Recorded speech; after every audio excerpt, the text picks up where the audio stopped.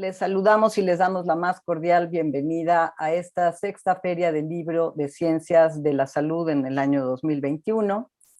El día de hoy tenemos la participación del doctor José Jala Becherem con la conferencia magistral titulada Sueño e Insomnio.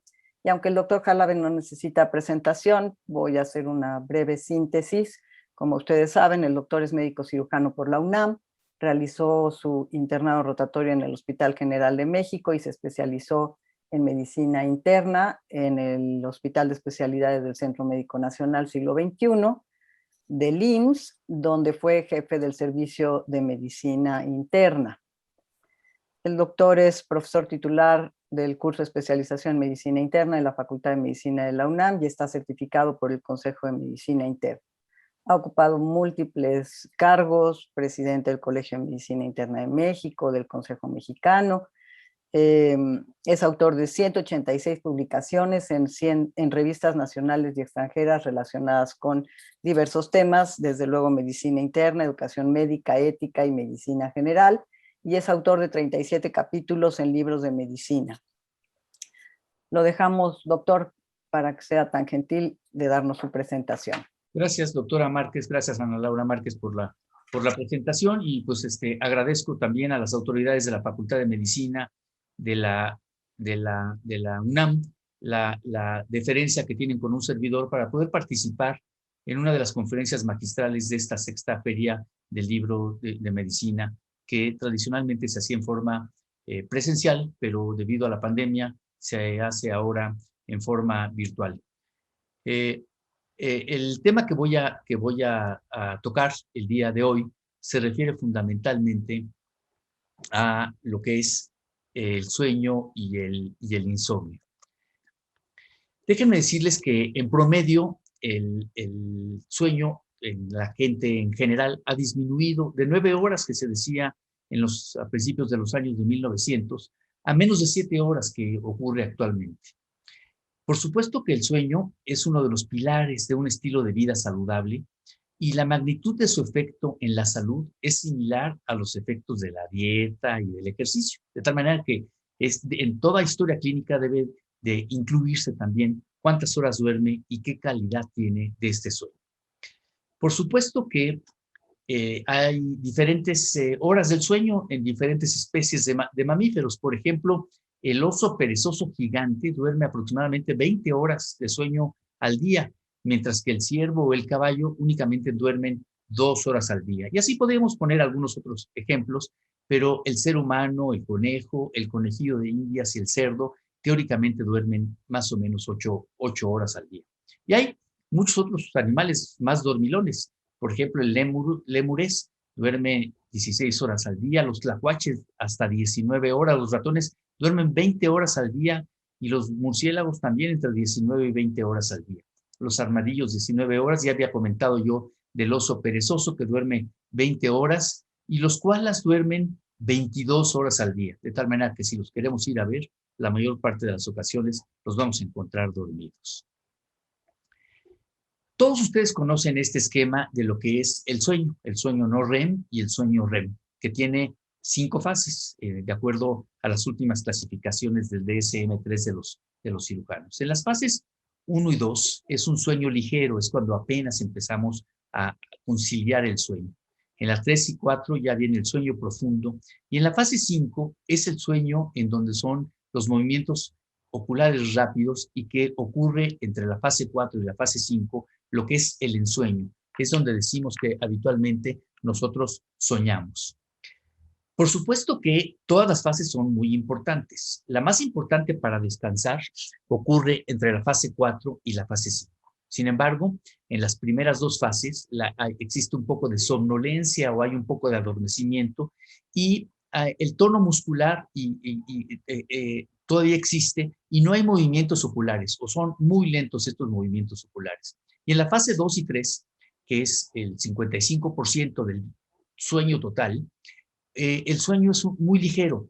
Cesan completamente los movimientos oculares, la respiración y los latidos se hacen más lentos, disminuye ligeramente la temperatura corporal y es cuando todavía no descansamos. En esta fase 1, 2 y 3 no descansamos. Donde verdaderamente descansamos es en el sueño profundo, que es en la fase 4 y en la fase 5. En esta 4 primero va a haber una respiración rítmica con una actividad muscular muy limitada. El cerebro produce ondas delta y en la fase 5 del sueño, que son los movimientos oculares rápidos, las ondas del cerebro se aceleran y el sueño ocurre, los músculos se relajan completamente, los latidos del corazón se aceleran y la respiración es rápida y entrecortada. Esto es muy importante que nosotros conozcamos.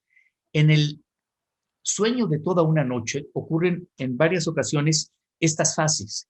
El 5% en la fase 1, 55% entre la fase 2 y 3 y el resto entre el 40% entre la fase 4 y la fase 5 y pueden ocurrir 2 o 3 o 4 de este ciclo que ocurre en el 100% del sueño. Déjenme decirles que es muy importante que ocurran todas las fases, pero las más importantes son las fases 4 y la fase 5.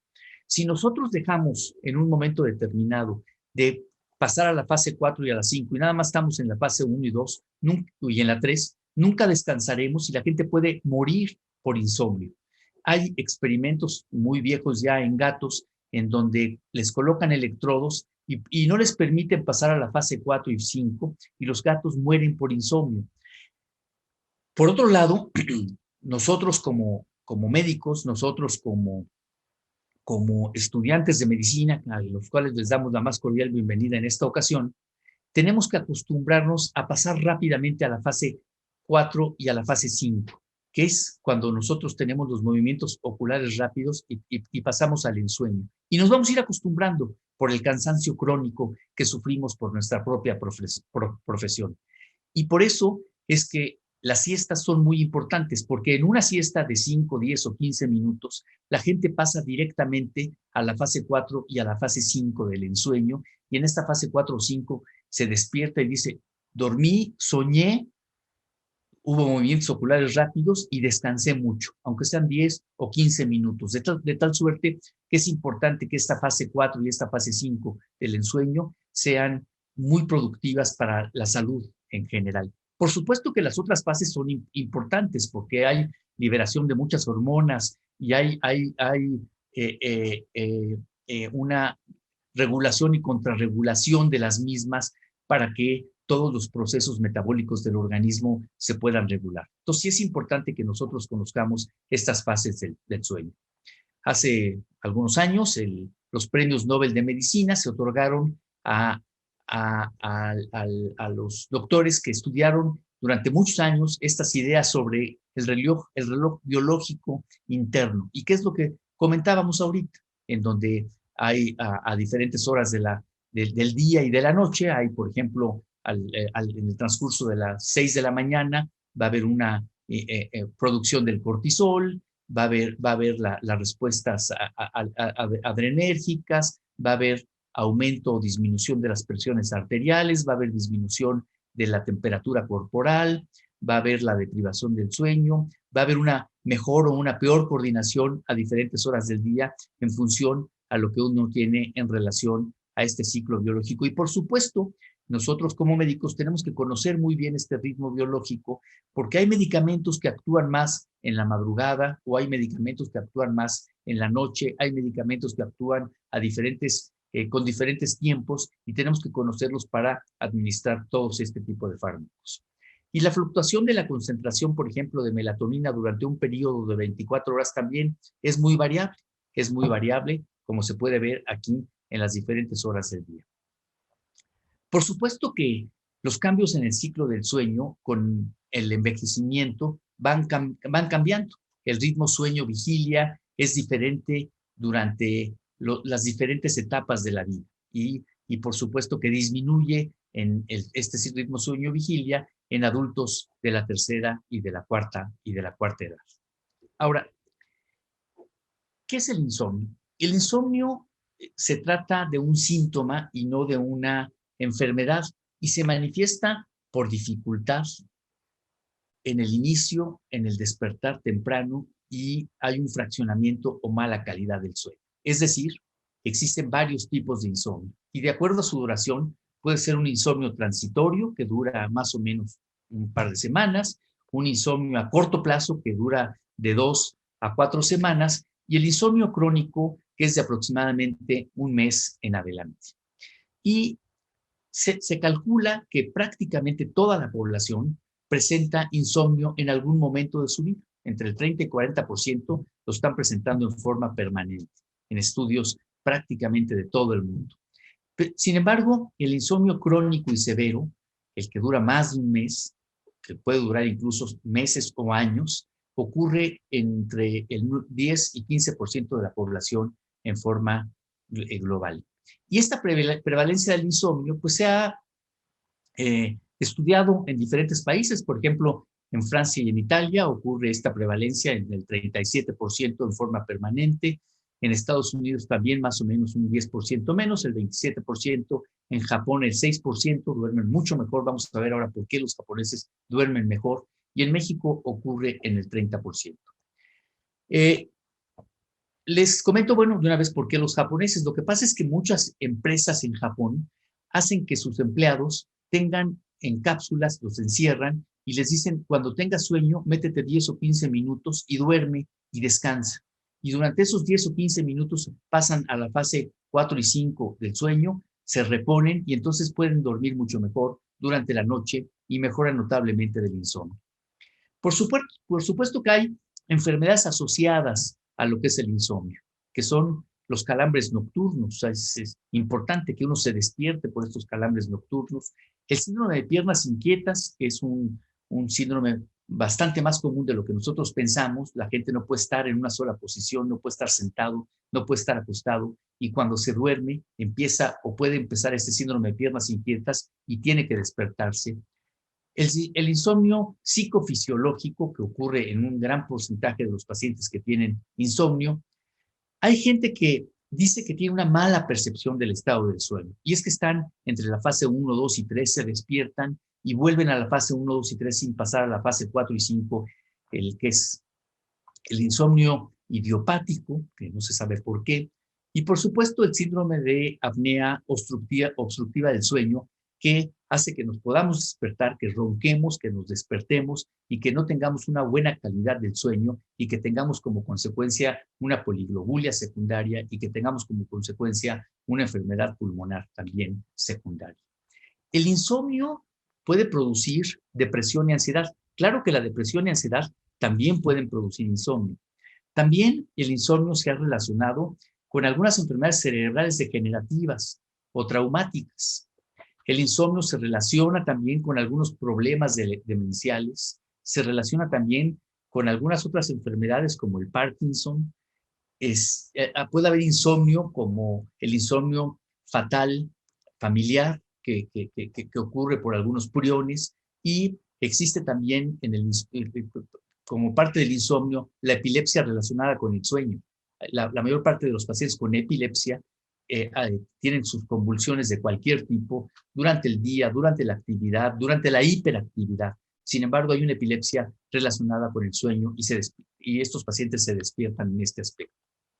Hay un tipo de insomnio familiar fatal que se relaciona con los priones, con algunos priones. Los priones son algunas enfermedades, como ustedes pueden ver aquí, como el Creutzfeldt-Jakob, como el gurú, como algunas otras enfermedades. Y el insomnio fatal familiar efectivamente puede producir que está causado por un prion, que es el PRP, que está afectado, el gen PRP, y hay una mutación en el gen D178N y en el M129, y este insomnio familiar fatal se relaciona a que los pacientes no pueden dormir, prácticamente no duermen, y en forma muy aguda, al cabo de unas cuantas semanas o meses, los pacientes mueren por deprivación del sueño. De tal manera que es importante, este es un ejemplo, es un prion, pero es un ejemplo de por qué el sueño es muy importante para la vida. Hay también cefaleas relacionadas con el sueño. Hay cefaleas, la cefalea puede ser múltiples causas de cefalea, como ustedes van a estudiar durante su carrera en medicina, pero hay una cefalea relacionada en el sueño y que te puede producir insomnio. Por supuesto que el asma nocturno también puede producir insomnio, y hay una insuficiencia respiratoria con una dificultad para poder sacar el aire, y entonces estos pacientes se pueden despertar. Lo que les decía también, la enfermedad pulmonar obstructiva crónica, que puede estar dada por enfisema pulmonar, por bronquitis crónica y por asma bronquial, y ocurre también y da este problema. Por supuesto que la enfermedad por reflujo esofagogástrico, en donde los pacientes cenan, se acuestan y empiezan con reflujo, incluso en algunas ocasiones broncoaspiran, y todo esto puede provocar insomnio. Y bueno, un tema interesante e importante es la fibromialgia y la polimialgia reumática. Son dos enfermedades diferentes, pero las dos están relacionadas también con el insomnio. Hay causas extrínsecas de lo que puede producir el insomnio. Una de ellas es una higiene inadecuada del sueño. O sea, no tenemos como vamos a ver más adelante, una buena cama, una buena iluminación, etcétera, etcétera. Hay los factores ambientales, que haya mucho ruido afuera, que estén construyendo, que haya una fiesta con los vecinos y que no nos dejen en un momento determinado dormir. Por supuesto que fármacos sedantes y estimulantes. Cuidado con estos sedantes, porque hay mucha gente que al principio toma un sedante, duerme con el sedante y después el sedante tiene un efecto contrario y puede provocar un estímulo para que la gente no pueda dormir. Y la gente aumenta la dosis del sedante y por supuesto que esto contribuye en un momento determinado a que el paciente tenga insomnio. Hay gente que dice, me voy a echar una copita antes de dormir, y no, al contrario, el alcohol te puede producir insomnio, te produce de hecho insomnio. Entonces hay que tener en cuenta esta situación. Y por supuesto hay muchas toxinas que te pueden provocar o producir insomnio. Por ejemplo, intoxicaciones por arsénico, por cobre, por plomo, que puede ser una intoxicación aguda o crónica, y por mercurio. Y todas estas intoxicaciones te pueden producir insomnio como tal. Los desórdenes del ritmo circadiano, este desorden en donde tengas insomnio, pues va a afectar, por supuesto, una situación importante, que es el desempeño laboral. La gente llega cansada y no puede trabajar adecuadamente. También puede producir estos trastornos de inicio y conservación del sueño. Esto puede provocar este desorden del ritmo circadiano, que no puedas laborar en forma cotidiana. Y también lo que se conoce como el jet lag famoso, la gente que viaja de un país o de un continente a otro continente, y en donde puede viajar en la mañana y regresar al día siguiente en la mañana, o en la noche y regresar en la noche, es lo que se conoce como el jet lag. Hay muchos fármacos que ustedes, como alumnos de medicina, el día de mañana van a prescribir y que pueden producir y que pueden causar insomnio, y que en la historia clínica tenemos que valorar exactamente qué están tomando. Por ejemplo, hay fármacos antihipertensivos que usan los pacientes en forma crónica, como los beta bloqueadores, propranolol, atenolol, etcétera, etcétera, la clonidina, la alfa-metildopa, la reserpina, fármacos anticolinérgicos. Por supuesto, todos los estimulantes del sistema nervioso central también pueden provocar las hormonas, entre ellas hormonas tiroideas, o cuando se pasan un poco de la dosis, o los anticonceptivos bucales u orales, corticosteroides, algunas aminas simpaticomiméticas también te pueden producir insomnio. Muchas drogas que van a utilizar cuando ustedes estén manejando a los pacientes con cáncer, como se puede ver aquí en la diapositiva, muchos antineoplásicos y muchos, dentro de las misceláneas, algunos antiepilépticos, la nicotina, la levodopa, carbidopa, que se utiliza para manejar el Parkinson y que te puede provocar insomnio. Y por supuesto, algunos alimentos que contengan cafeína o algunos líquidos que contengan cafeína, refrescos, etcétera. Algunos analgésicos que tengan algunos efectos para preparaciones para la tos, que también te pueden producir insomnio. Y todo esto tenemos que preguntárselo a los pacientes dentro de la historia clínica en relación al sueño. Les decía que los trastornos de inicio y conservación del sueño, que se conocen como tics, pueden ser en forma importante tres principalmente.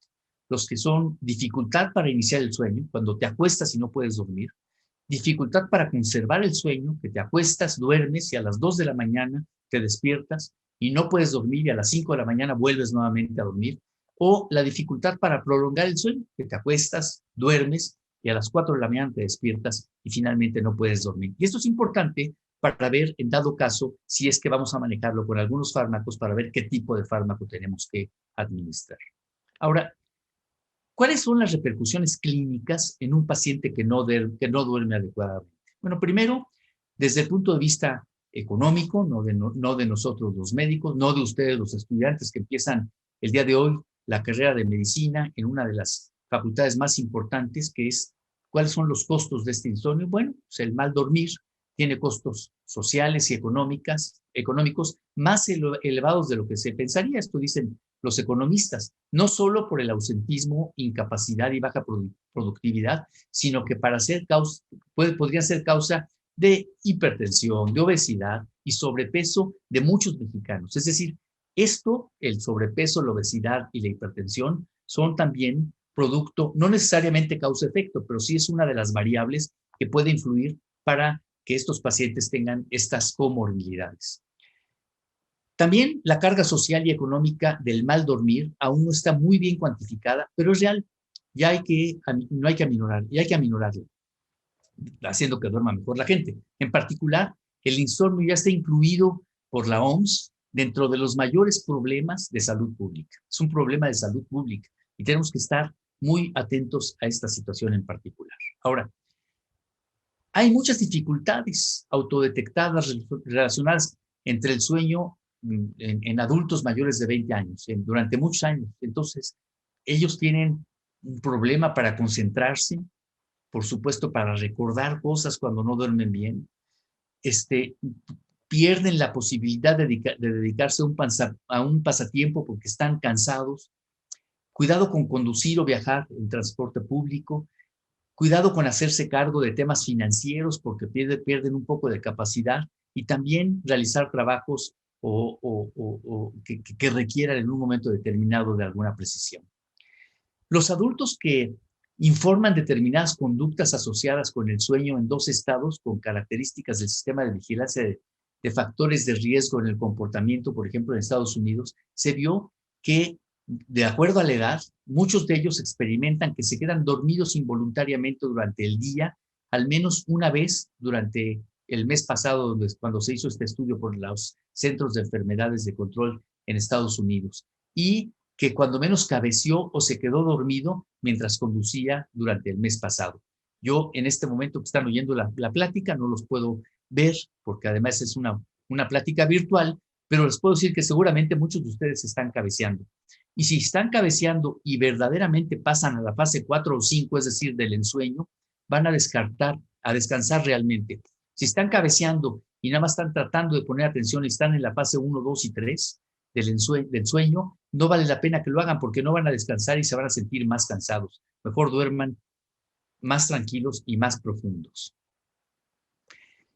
Hay un sueño no reparador y este es un síntoma frecuente en general en toda la población y su prevalencia varía en cada país. Es frecuentemente asociado con desórdenes mentales y con deprivación del sueño y afecta más frecuentemente a las clases activas de la población y causa mayor deterioro a lo largo del día en las dificultades para iniciar o mantener el sueño. ¿Cuáles son las repercusiones clínicas de no dormir bien? Bueno, primero, como les comentaba, la calidad de vida se va a ver deteriorada porque no rendimos adecuadamente. Esto es una repercusión clínica en forma importante. Vamos a estar más irritables. A veces decimos, ¿por qué estás tan irritable? Y no sabemos qué es, pero es por no haber dormido adecuadamente. Cuando uno duerme adecuadamente y cuando uno se enseña, como vamos a ver ahora, a que podamos dormir adecuadamente, vamos a disminuir en forma muy importante la irritabilidad. Por supuesto, hay una disminución en la creatividad y en el entusiasmo. Todo esto se ve afectado como repercusión clínica del insomnio y tanto la memoria como la comprensión y la atención van a estar mermadas en la gente que no duerme adecuadamente. Hay muchos estudios. Aquí vamos a mostrar algunos. En este estudio, en el primero, se estudiaron las funciones cognitivas y los niveles de alerta en 4 grupos de pacientes. Pacientes que tienen narcolepsia, que es lo contrario, es gente que duerme muchísimo, que se queda dormido en todos lados. Pacientes que tienen síndrome de apnea obstructiva del sueño en tratamiento.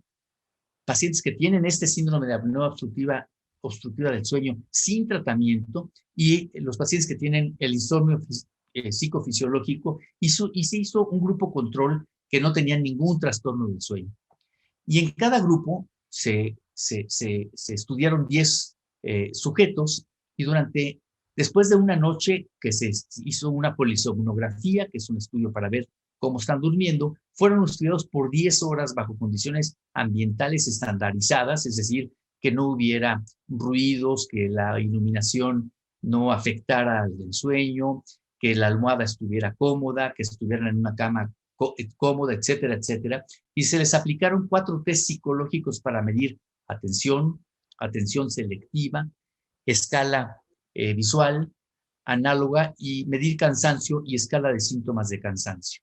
Y se vio que en el grupo control había un aumento en la atención y en la atención selectiva, que había una narcolepsia en un momento determinado en los que no tenían atención selectiva, y el síndrome de apnea obstructiva del sueño y el insomnio no tratado también estaba afectado. Y bueno, había una escala visual para cansancio y somnolencia, que en el grupo control estaba mucho mejor, y en los otros 4 grupos estaba tanto el de narcolepsia con el síndrome obstructivo y el insomnio no tratado estaban totalmente afectados. Y se vio que los pacientes que tenían ronquido y que tenían problemas para dormir también estaban afectadas estas situaciones. Por supuesto que los accidentes automovilísticos ocurrían más comúnmente en todos estos tipos de pacientes, que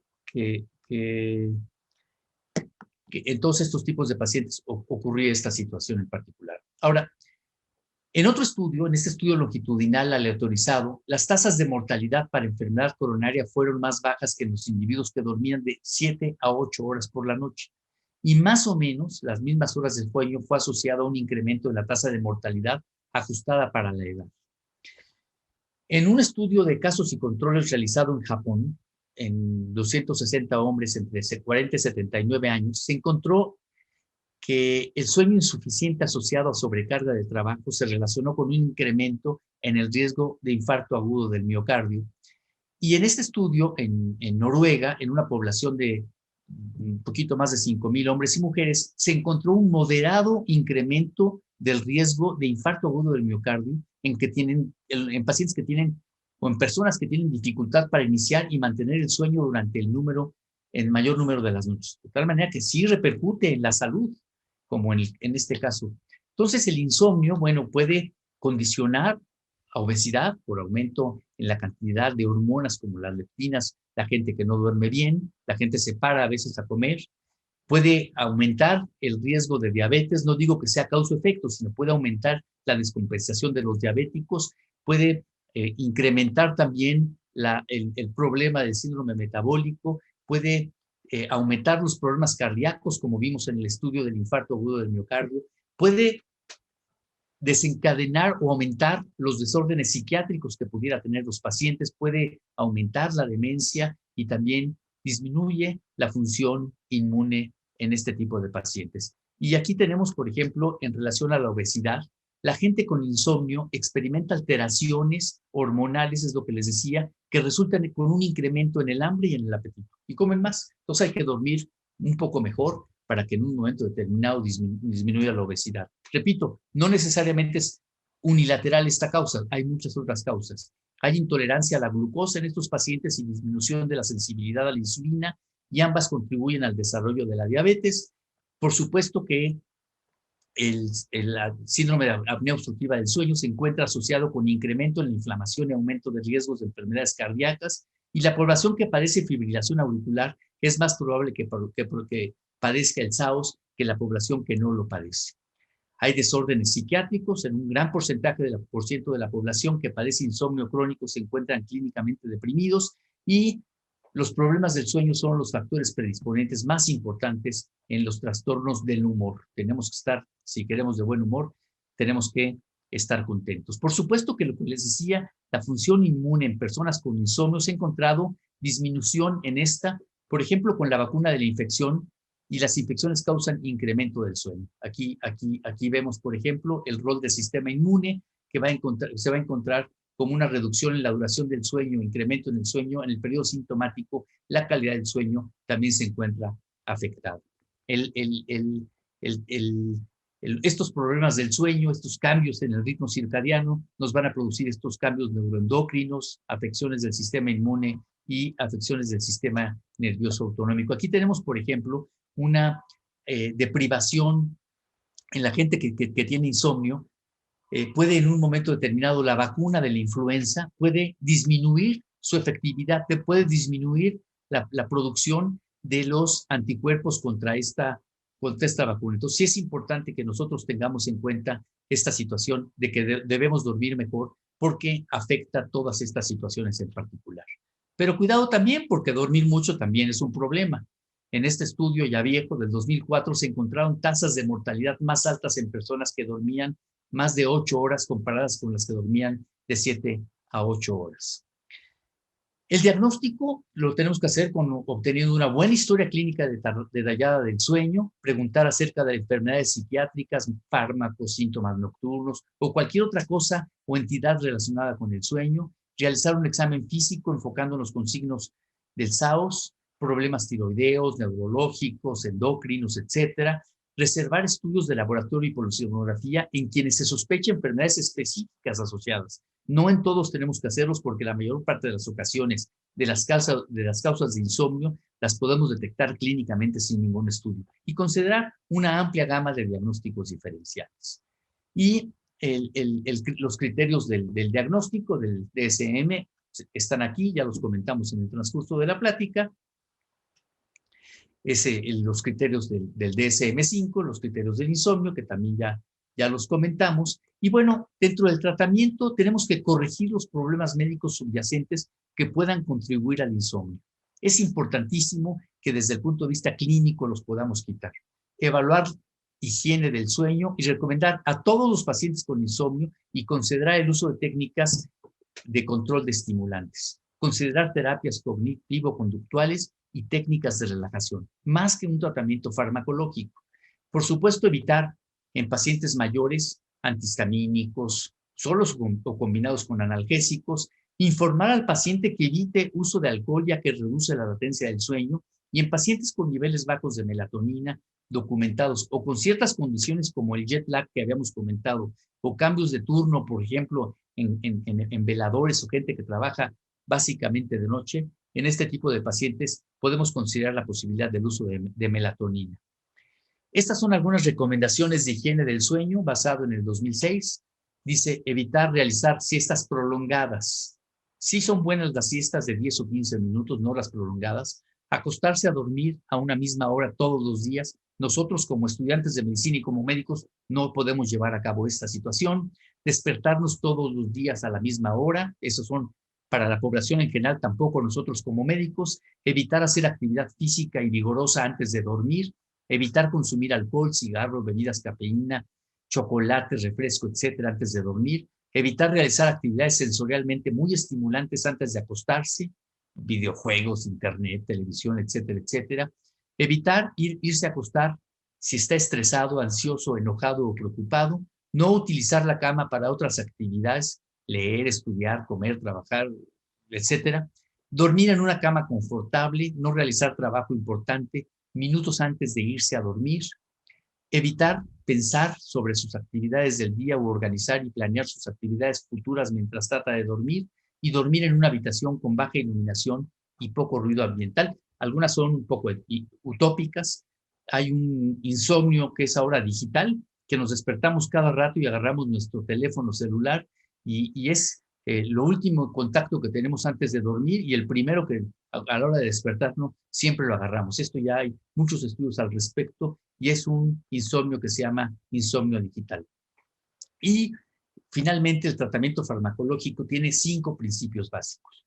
Tenemos que usar la dosis efectiva más baja, usar dosis intermitentes, prescribir el medicamento para uso a corto plazo cuando es un insomnio, por ejemplo, inicial, descontinuar el medicamento gradualmente y permanecer alerta en caso de rebote del insomnio después de descontinuar el medicamento. Y hay muchos medicamentos. No los voy a tocar ahora porque ustedes los van a estudiar en sus cursos de farmacología, en el curso de neurología, en el curso de psiquiatría, en el curso de prácticamente durante toda su carrera. Aquí nada más les muestro algunos agentes comúnmente prescritos para el tratamiento del insomnio, que pueden ser muchos tratamientos. Hay terapias alternativas como la valeriana, triptofano, GABA, pero realmente no sirven prácticamente para nada y su uso generalmente está descontinuado. La melatonina, que únicamente se refiere a los pacientes que tienen el jet lag, no se debe de utilizar para ninguna otra situación.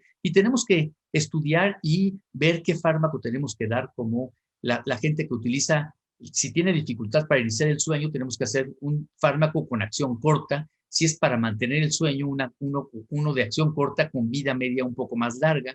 Considerar algunos fármacos, como se ven acá, que no voy a hacer ahorita hincapié, porque esto los van a estudiar después y van a ser ustedes expertos en estos fármacos. Tenemos que considerar medicamentos alternativos en pacientes específicos. Por ejemplo, si el paciente está deprimido y no puede dormir, pues usar antidepresivos que son sedantes. O usar antipsicóticos sedantes o usar antiepilépticos sedantes en caso de que tenga convulsiones. Entonces tenemos que valorar a cada uno de los pacientes en forma específica. Hay que evitar hipnóticos y medicamentos sedantes en pacientes con problemas respiratorios subyacentes y nunca usar barbitúricos ni opioides en el tratamiento del insomnio. Y hay muchos grandes grupos de fármacos, los receptores de GABA tipo A, los receptores de GABA que son muchos de los fármacos que ven acá, las benzodiazepinas, que también se van a volver ustedes expertos al recetarlas a sus pacientes, que son varias benzodiazepinas, que como se pueden ver acá, los antidepresivos tricíclicos y los tetracíclicos, que se pueden utilizar también porque además del efecto antidepresivo, como los comentaba, tienen cierto efecto sedante, los agonistas de receptores de melatonina, que también pueden ser utilizados, los agonistas de los receptores de orexina, que también pueden en un momento determinado utilizarse en este tipo de pacientes. No voy a referirme ahora del significado de los sueños, que es todo un tema muy importante y que van a ver ustedes en sus clases de psicología y de psiquiatría, en todo lo que desde Freud estudió en relación al significado de los sueños, pero sí es importante que nosotros tengamos en mente estas posibilidades también para ir manejando la posibilidad del insomnio. Y con esto voy a terminar con esta frase: tan corta la noche y tan largo el insomnio. Le quiero agradecer mucho a las autoridades de la Facultad de Medicina, en especial al doctor Germán Fajardo Dolci, por darme la oportunidad de participar con ustedes en esta plática, en esta conferencia magistral sobre sueño e insomnio. Espero haya sido de utilidad y les deseo, y primero que nada les doy la más cordial bienvenida por un lado, pero además de darles la más cordial bienvenida a la Facultad de Medicina de la UNAM, les deseo que tengan todo el estímulo, que tengan todas las ganas, que ustedes son gente muy privilegiada, y son gente muy privilegiada porque está aceptada en la mejor facultad de medicina no solamente del país, sino una de las mejores facultades de medicina del mundo. La verdad es que les deseo mucho éxito, les deseo que tengan, que estudien mucho, que tengan toda la actitud y aptitud para ser los mejores médicos y representar a nuestra Facultad de Medicina. Muchas gracias y que tengan ustedes muy buenos días. Agradecemos la participación del doctor José Jala Becherem y a ustedes por su asistencia. Los invitamos a que nos acompañen a las diversas actividades académicas y culturales de la Sexta Feria del Libro y no olviden visitar los stands virtuales. Muchas gracias, doctor. Muchas gracias a ustedes. Hasta pronto. Muy buenos días.